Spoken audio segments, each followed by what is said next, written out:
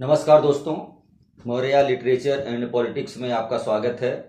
आज बात करेंगे मंत्रिपरिषद की और मंत्रिमंडल की। अक्सर लोग मंत्रिपरिषद और मंत्रिमंडल में कंफ्यूज हो जाते हैं कि मंत्रिमंडल और मंत्रिपरिषद एक ही चीज है, जबकि ऐसा नहीं है। मंत्रिपरिषद क्या है इसको समझते हैं। मंत्रिपरिषद जो है ये मंत्रियों का एक समूह होता है।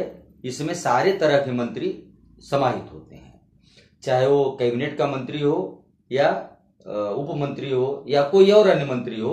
कुल मिला के अगर ये कहा जाए कि सारे मंत्रियों को मिला करके जो एक समूह बनता है उसको मंत्री परिषद कहते हैं। अब बात करेंगे मंत्रिमंडल की। तो मंत्रिमंडल मंत्री परिषद का ही एक पार्ट होता है। तो इन दोनों में अगर एक अंतर कोई बहुत महत्वपूर्ण देखा जाए तो यही है कि मंत्री परिषद जो है वो सभी मंत्रियों का एक समूह है और मंत्रिमंडल जो होता है वो मंत्री परिषद का एक पार्ट है। अब देखते हैं मंत्री कितने तरह के होते हैं। तो कुल मिला के मंत्री होते हैं 6 तरह के। उसमें सबसे पहले पे आते हैं प्रधानमंत्री। प्रधानमंत्री के कहने पर ही, उनके सुझाव के बाद ही राष्ट्रपति अन्य मंत्रियों की नियुक्ति करते हैं। यानी कि पूरा जो मंत्रिपरिषद है वो प्रधानमंत्री के इच्छा के अनुसार बनता है। जिनको वो चाहते हैं, जो मंत्रालय देना चाहते हैं, वो उसके लिए व्यक्ति का नाम चयनित प्रधानमंत्री के द्वारा किया जाता है और उन्हीं के सलाह पे राष्ट्रपति उनको नियुक्त करता है उस मंत्री पद पे।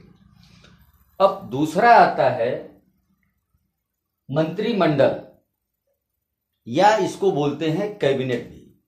मंत्रिमंडल और कैबिनेट जो है एक ही चीज है, समझने की बात है।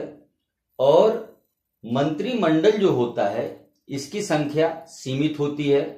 इनकी संख्या ऐसा नहीं कि बहुत ज्यादा हो जाएगी, 10, 12, 14 इसी इनकी संख्या होती है। और देश के जो महत्वपूर्ण विभाग होते हैं वो कैबिनेट के पास ही होता है, चाहे वो रक्षा मंत्रालय हो, विदेश मंत्रालय हो, गृह मंत्रालय हो, रेल मंत्रालय हो या कोई अन्य मंत्रालय हो जो देश के महत्वपूर्ण मुद्दों को दर्शाता है।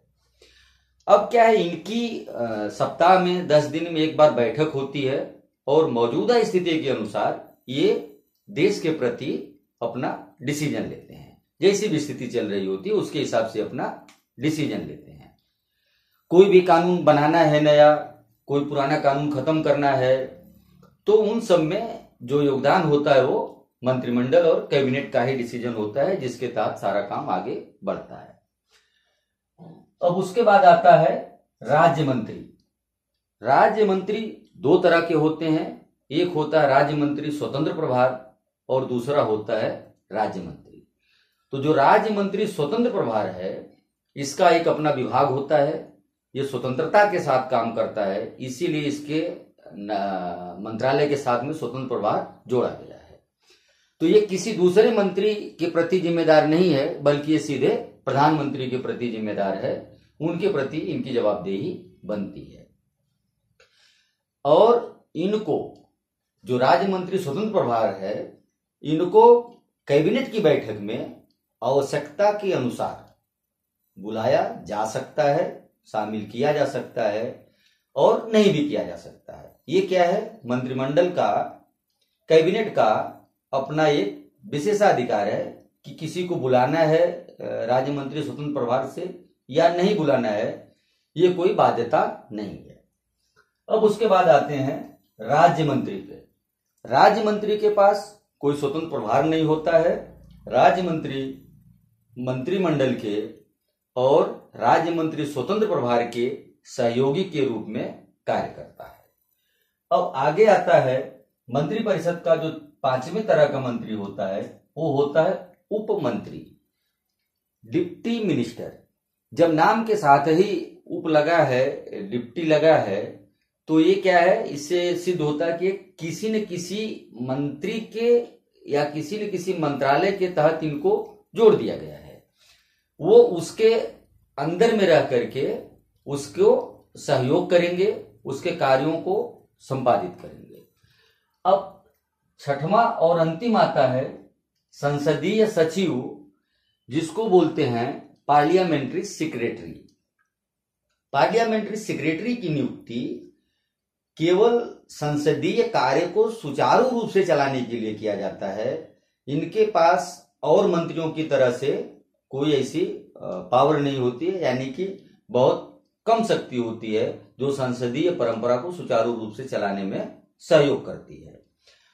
अब बात यह है कि पार्लियामेंट्री जो अपना पार्लियामेंट्री सेक्रेटरी है, इसकी नियुक्ति 1967 में जब प्रधानमंत्री इंदिरा गांधी की पहली कैबिनेट का विस्तार हुआ था, तब जाके उसी समय केवल पार्लियामेंट्री सेक्रेटरी की नियुक्ति की गई थी।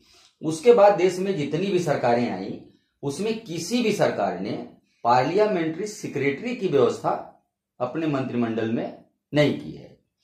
और मजे की बात तो यह कि आज की जो मोदी गवर्नमेंट है, इसमें कोई उप मंत्री भी नहीं है, यानी कोई डिप्टी मिनिस्टर भी नहीं है।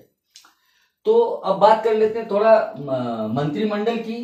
तो मंत्रिमंडल शब्द जो है, मंत्रिमंडल शब्द संविधान में 1950 में नहीं था। इसको 1978 में 44वें संवैधानिक संशोधन द्वारा जोड़ा गया है। तो धन्यवाद दोस्तों। अगर ये हमारा वीडियो अच्छा लगा है तो इसको लाइक करें, शेयर करें, सब्सक्राइब करें। धन्यवाद। मिलते हैं अगले वीडियो में।